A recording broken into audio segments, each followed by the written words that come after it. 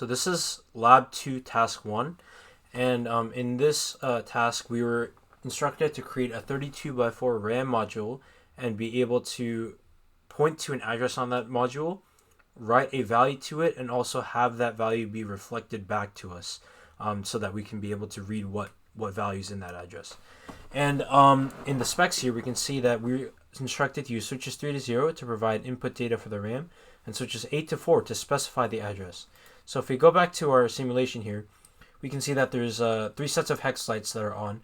These left 2 hex lights represent the address, and we can also change them by using switches 8 to 4. This is in a binary setup. So if we this would be switch this would be 1, 2, 4, 8, 16. So we can use binary numbers to set the addresses that we want up to 31. And let's just say we wanted to write the address 20, just activate 8 and 6. And then switches 3 to 0 would be the value that we would want to write. So we would use a binary setup once again, but on the hex or on the hex lights, it would display in hexadecimal. So if let's say we wanted to write 12, we would need to activate switches 3 and 2. It'll show as C because C is 12 in hexadecimal.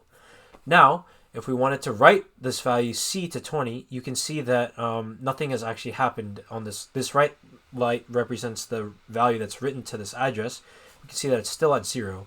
And this is because we need to do a few more steps to actually write this value. One being we need to have an enable switch, which is basically the setting that allows this value to be written to this address.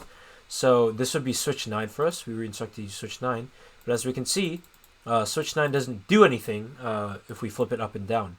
And this is because we also have another button that actually writes this address. So this is just a setting, but this button is the confirmation, and that would be key 0. This acts as a clock pulse. So when it goes high and then it goes low, then it actually reads to the writes this value to the address. So if we just try it here, we can see that this right button is C. And if we change this middle value, you can see that this right value hasn't changed because we actually just only changed the middle bit or the middle data value, and we actually haven't written to it. So now if we write to it, we can see that it's all fine and dandy. So now if we switch the address and we switch the value as well, we can just do the same thing. And then of course, nothing is written when the switch 9 is off. Thanks for watching.